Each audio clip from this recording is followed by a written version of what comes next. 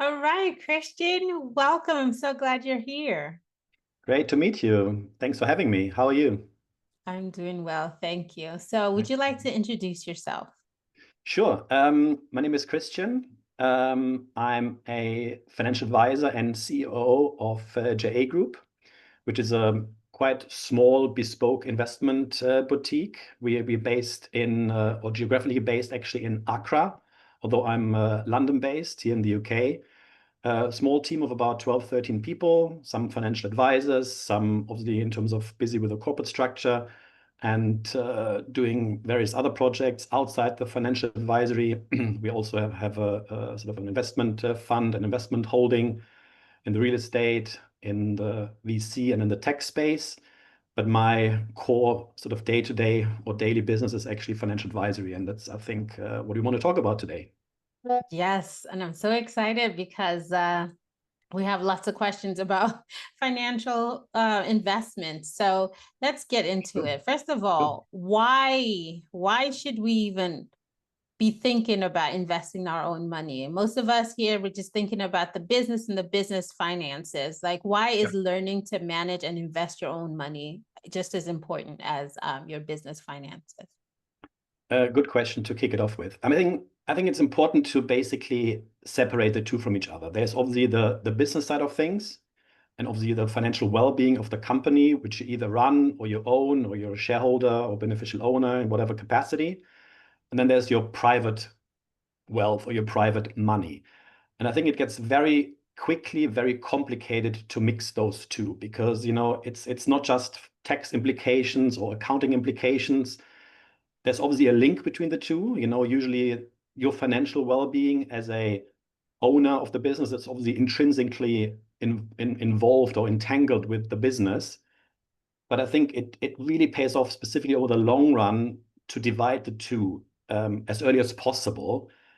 There are obviously ways where companies or whether the corporate umbrella is able to support wealth creation for the business, sorry, for the owner or the beneficial owner or the director with allowances, tax breaks, etc., etc.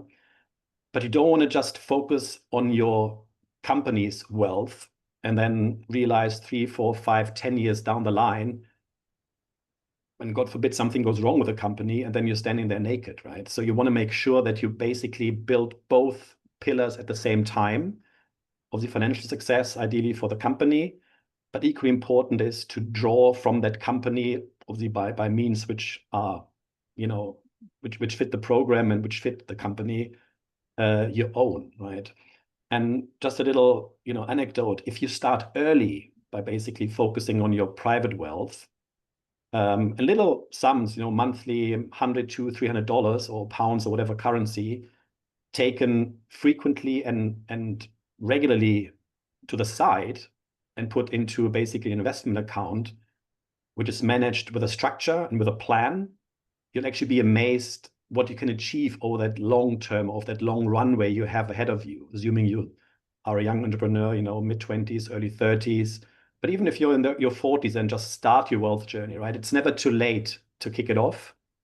And the beauty of compound interest, meaning, the capital works over time, and obviously the interest or the return the capital creates over time works for you year in, year in, year on. And the curve, so to say, of that wealth will actually then increase over time with a bigger magnitude. And you'll be amazed what actually big amounts you can achieve after 20, 30 years of contributing, even little checks or little funds on a monthly basis, right? And also, if you start early, don't underestimate the aspect of financial well-being, right? I'm not saying, and we're not going to go into here deep psychology of money and wealth. That's probably a different conversation. But the earlier you start and take care of, financial well-being, the better and the long-term positive it is for you. Hmm.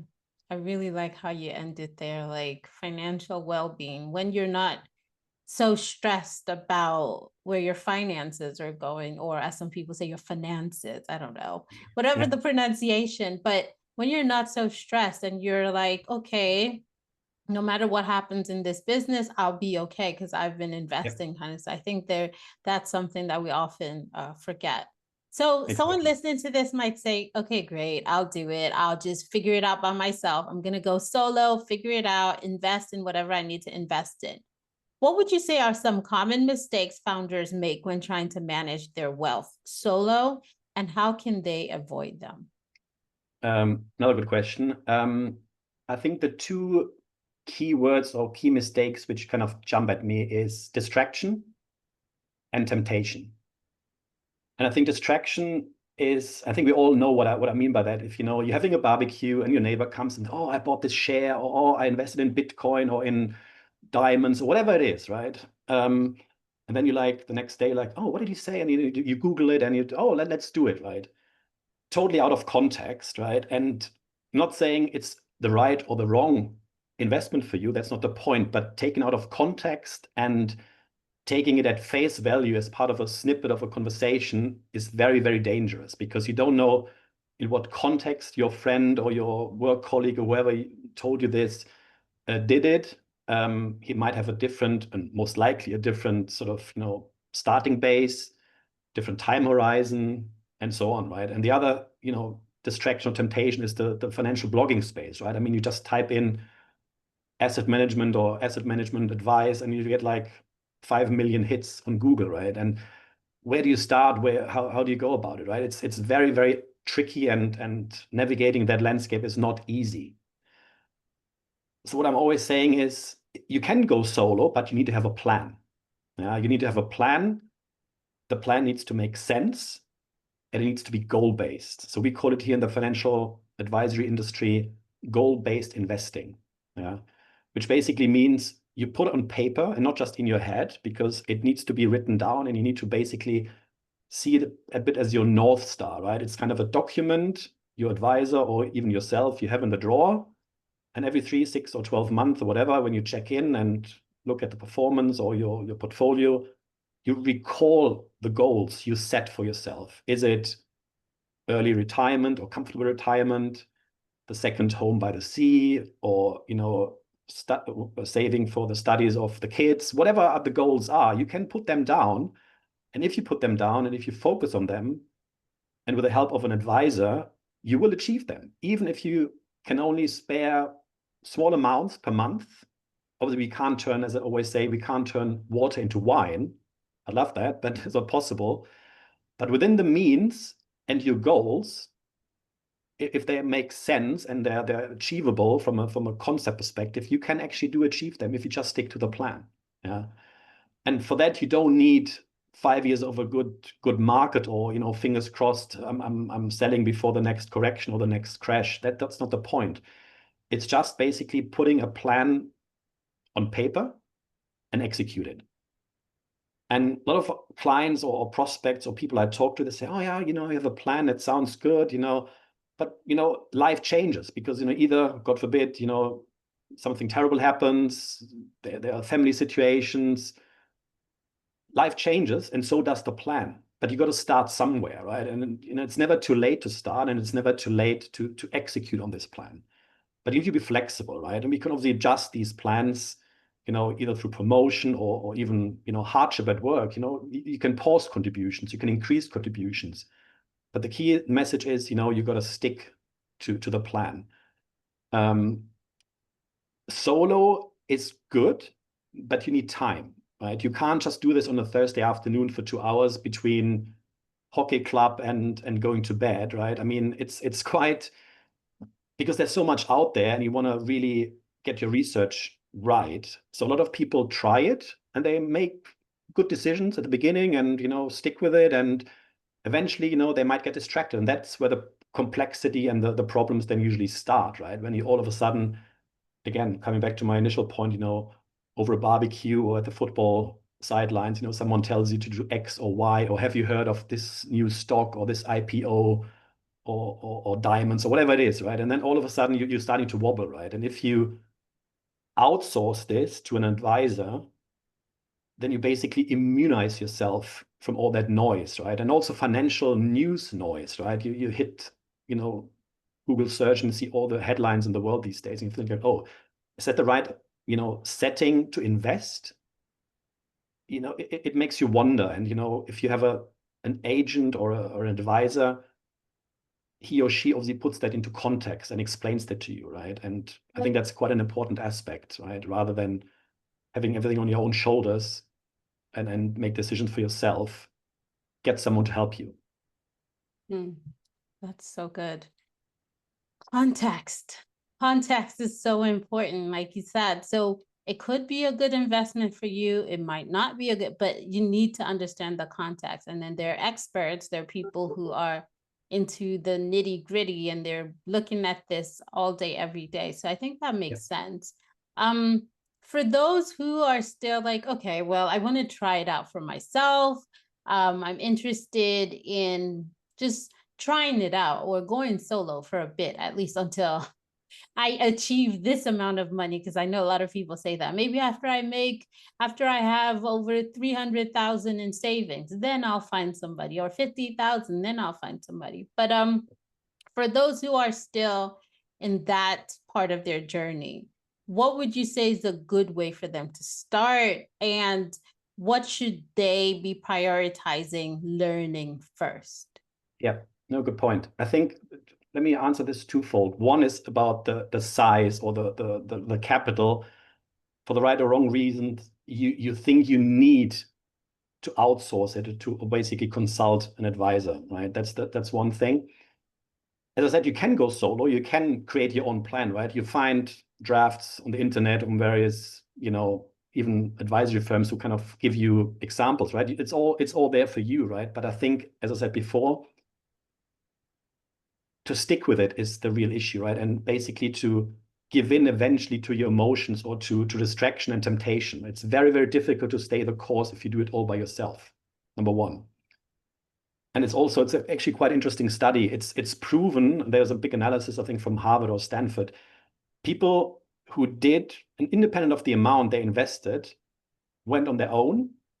And then people who had either a one-off financial advisory session, paying $100 for an hour with an advisor, right? It's not that expensive. And then and the third sort of bracket is who have an ongoing financial advisor. And after 5 years, the key message is, yes, you pay obviously some fees for the advisory. It's a service you procure, but the returns above the fees you pay for these 5 years is tenfold of the fees you pay compared to the guy or person who went solo. So there's this general misconception, I can read the blogs, I can read the financial press, I'm financially savvy, I'm literate, I work in banking, I work in finance. That's all well and good. But as I said before, the discipline to see it through, that's usually where people crack. Yeah. And then to the other point I said before, or which you mentioned, what's the right amount? There is no right or wrong amount. There is not too small or too big. I mean, the beauty, of course, is with an advisor, assuming he or she has capacity and, own sort of or initial limits to start the journey. And it's obviously his or her good reason to set a minimum amount. Is it 50,000, is it 100,000, et cetera, et cetera. But we actually at JA Group, we have even people who start from zero, but with a vision to build regularly and frequently their wealth. Yeah, it's also about giving back and educating, financial education to people, right? I mean, obviously, it really doesn't make sense to have someone starting with zero and giving financial advice for a rate of £50 a month, right? Would be prohibitive because we can't do this always for free. But the fees are actually not that big if you think about it, right? So my view always is like, if you've got 25K, whatever currency it is, with a vision to build upon it on a regular basis, and within like 2, 3, 4 years, you achieve that 50, 100K bracket, it totally makes sense to have an advisor. Yeah, you will get there much faster. Wow. Okay.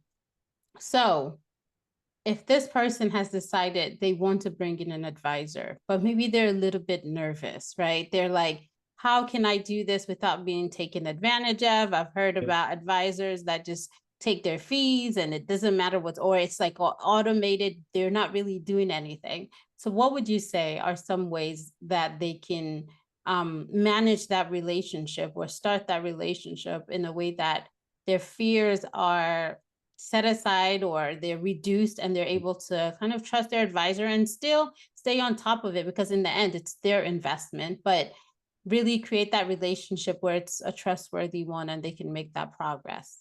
Yeah, no, I hear you. I think it's important to say that even if you want to go solo, you want to eventually do the so-called checks and balances, right? Because the more of the funds or wealth you create, the more is at stake. And we all know if there's no checks and balances in place, it gets very quickly very risky, right? One wrong decision and all of a sudden your hard-earned cash and your hard-earned investment returns are toast, right? So, and also what a lot of people admit after a while, you have blind spots, right? You get emotional attached to a product or a strategy or an asset class without really seeing what's happening to the left and right. It happens more than quickly that you think. And that really can destroy performance, right? If you just stray too much from one extreme to the other, or just stick with one without knowing what's happening out in the world, right? I think I said at the beginning, what is obviously super, super important is trust. Yeah, you're not going to go to the yellow pages and look for a financial advisor. That's one way, but it's the wrong way, right? You got to speak to your network, to your friends, and you think probably in the US, I know it's actually quite regularly that people have financial advisors, even for smaller amounts, whereas here in Europe, it's probably much less a common theme. And also the sort of the initial capital you require in Europe seems to be higher than in the US, but that's a different conversation. But you want to find that trusted advisor, and usually the best point, as I said, is check out your network, and you will always find someone who is very happy with that person. But obviously, you need to establish that relationship yourself. But obviously, the first hurdle is literally jumped over when you heard from your friend that, hey, Christian or John is my guy, and I'm really happy with him because he did A, B, C to me, right? That's usually how it works. And I'm not saying everyone or every strategy or every approach is the right one for everyone, yeah. But you'll be amazed how or the good advisors, say, right, or the advisors who know the client and who know what they want to achieve. Coming back to this goal-based investing, it's not rocket science. Yeah, we put a plan together, and you execute the plan, right? And I think that trust we talked about at the beginning has to also to be earned by education and running you as the client, or you as the person, as the counterparty, to the degree you want to be involved. I mean, I've got clients who say, I see you as a bit of a smoke detector. You call me when there's something to be done, right? I'll beep, and then I'll call you and I said, look, we need to rebalance, we need to do X, we need to do Y. And some are, they call me and say, I've seen this, I've read this, what's happening here, what's happening there. That's also fine, right? You start to build that, relationship and that kind of conversation style. Or some want to just email, some are, quick on the phone, etc. That's also fine. But you need to find people you want to work with and who sing from the same hymn sheet, right? And I think what's also very, very important, and it's kind of on us as advisors, no small print, right? There's no page 6 on the bottom, if ABC, then, right? Or you haven't read the terms and conditions, and there's another fee, or there's this element, no.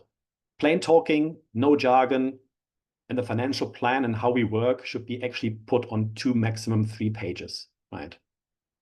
I think that's critical. If you have someone who gives you a 12-page document to decide on an investment, that smells, right? Then you just have to walk away. That's not the point, right? You need to understand what you're doing. Ideally, take the advice of the advisor, but you don't have to. It's ultimately, as you said at the beginning, right? It's you call the shots. The buck stops with you. And if there are questions, as I always say to clients, there are no stupid questions, because no one should be from the area to that depth as we are, right? So it's for us to explain in bite-sized portions, so to say, what we're doing and what you want to achieve and how we achieve it. I really like how you just detailed that, and I think it clarifies a lot of things that I've heard in the past as well. So it's go with people that you can already trust, let them make recommendations, or test, like the young people say these days, test the vibe. If they're trying to get you to Yeah. sign a 50-page agreement, then maybe that's not the person for you. Exactly. And this is not like, I mean, maybe the wrong analogy, but this is not like a marriage, right? Which should be forever in a way, I mean, our terms are, it's an annual rolling contract in a way, right? So if you realize after a year or two, ideally you talk about it rather than saying, look, I'm off, or obviously also we could say, look, I'm off, I'm not agreeing with your approach or the strategy, or you don't understand what we want to achieve here. It's on both sides, right? But you're not going to sign your life away by signing an advisory contract, right? That's good. So you keep assessing, is this still working for me? And you keep going from there. Exactly. Okay. So, what would you say is one tool or framework that someone can use when they're thinking about goal-based investing? Something that maybe works for you that they can also take on. Yeah. I think maybe more like a summary question. I think we touched on a lot of aspects already here, but maybe just summarize it. You can do a DIY, right? You can definitely succeed, but you need to see it through. And I think, as I mentioned before, you've got blind spots and you need to avoid those blind spots. And you only can avoid those blind spots if you are aware of them and get the checks and balances in place, right? And by that, I don't also mean, ask ChatGPT, is that the right thing or the wrong thing, right? It gives you an answer and you might act on it. That's also fine. But, there's actually this quite important fine print, ChatGPT or whatever, AI system can be wrong. Always check the answers. And I think that's an important, small, but an important sentence when your money is involved, right? Because if it's gone, it's gone, right? You can't say, oh, let's retry this again. No, right? And I think from that perspective, it's important to have that conversation. And it doesn't mean you have to talk to the most expensive or to the top advisor here and there, right? But you need to talk to someone who understands, the subject, who's a subject matter expert. What we also have done, and maybe just a little side note, we created a wealth app called Salary. It's basically a subscription-based model where you ultimately pay a small annual fee, which gives you 2 hours or 2 times 1 hour of a conversation with an advisor. We've got various advisors onboarded onto the platform. That doesn't mean the advisor needs to manage your finances and gets paid for that. It's more like really a consultancy, kind of whatever you want to talk about conversation, which could be, as I said earlier, for these checks and balances, right? You say, hey, I want to do this and I want to achieve X. Does that make sense, right? And I think that investment of $300 or whatever the annual subscription is should probably be worth it if you're talking $100,000 to $300,000 of investment ideas, right? If you see it in the context of things, right? Again, if you decide obviously on a $2,000 investment, maybe not so much, but I think you know what I'm talking about, right? So, but I think to sum it up, checks and balances are very, very important. And I like that you mentioned that app. I didn't even know that you created an app like that. I think that could be so useful because it's almost like a taste test for some people. And then you have access to so many different Indeed. consultants. So that's Yeah. super cool. Yeah. So and just talking about the app, how can founders use AI or other financial technology to just set themselves up for success, make better personal financial decisions, and without really like focusing on automation? Because like you said, chat gpt can be wrong. What are your thoughts around that? Yeah, it's obviously a very topical, right? It's a very it's AI is everywhere these days, right? It's very, not just in investment space and as an asset class or an investment asset, but also as context, as in a tool, right? And I think for us as advisors, or generally speaking for the financial industry, AI is great, as for so many other, jobs. It makes, long dreaded work streams very easy, very quickly, rather than, jumping from one annual report or research report to the other, reading 40, 50 pages and waiting for the executive summary. ChatGPT does it for you, right? And you get to where what I'm saying here, right?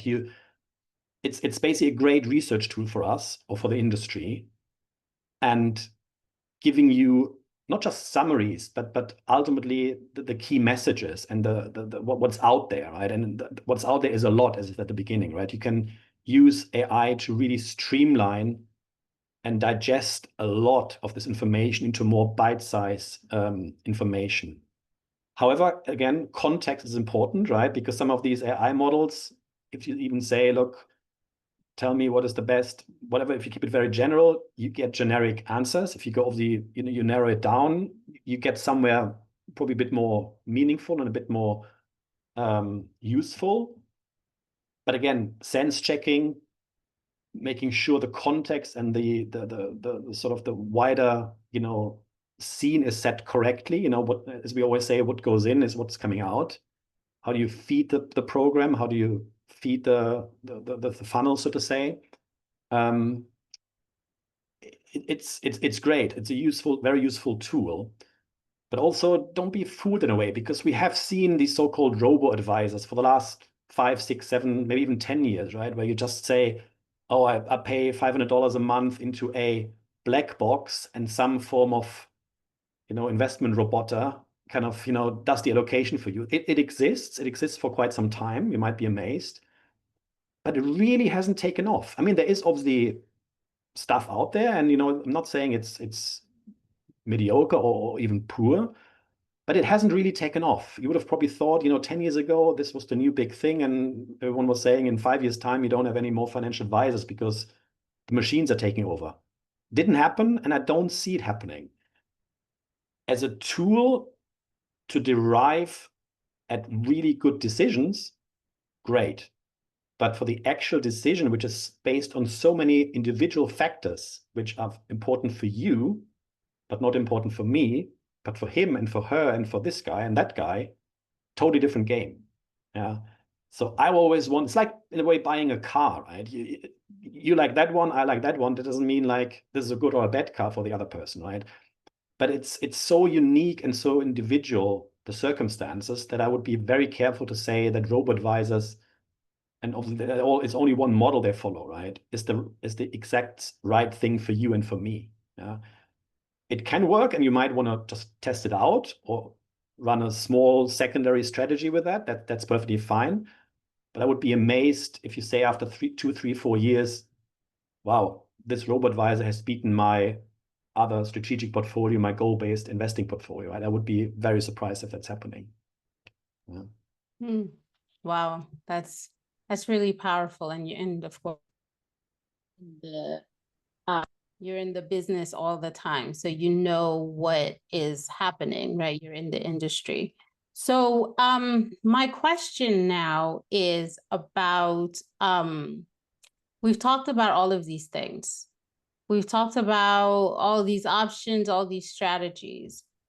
For someone who is a founder and they're like, okay, I want to try to optimize my portfolio this week or sometime this month, what would you say is the one thing that they can do today to get started with that? Like one small action that a founder can take this week to start feeling more in control of their financial future.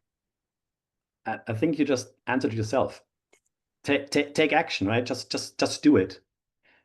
Meaning, create a plan, or reach out to an advisor, or reach out to your network to set the train in motion in a way, right?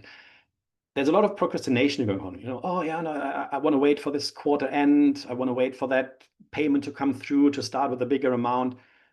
You got to do it now. It's all good and fine to wait to do more, but you got to get the ball rolling now, because coming back to this first point of compound interest, the earlier you start, even with small pennies in a way, you will harvest the big returns, to a very, very big degree. Yeah. So create a plan, and there's nothing wrong with going solo, have at least ideas, right? But again, the sense checking, taking emotions out, getting educated, adjust the plan accordingly if your life changes, if the situation changes. I think that's the first big step. And again, I can't reiterate enough, but the cost of an advisor compared to the gains you make or the multiple gains versus a solo, try here, try there approach, you'll be amazed what can be done. Yeah. So I think that's in a way my sort of leaving note. Get out there, speak to your network, and get the ball rolling. Take action. Correct. Start talking with people. Start talking with potential advisors. And you never know, maybe one will just connect and you'll be able to make a decision there. So that makes so much sense. I'm sure people watching this or listening to this, they might say, oh my goodness, I have specific questions for myself. What would you say is the best way for them to connect with you? Yeah, sure. Very happy to connect on all kind of questions. It doesn't mean, connecting doesn't mean, you need or want to or have to become a client. That's not the point, right? I mean, we take a lot of, pride on financial, as I said, financial education and discussions about it, right? And we also always learn, right? It's not just that we sort of, preaching and teaching from the higher ground here. If you want to have a conversation, you can find me on LinkedIn. Of the JA Group, jagroup.co is our website. The respective buttons to reach out, send emails, or call us up. Yeah, fairly straightforward. That's awesome. Thank you so much, Christian. This has been so helpful. I really appreciate your time. No, thank you. Really enjoyed the conversation. Thanks for having me.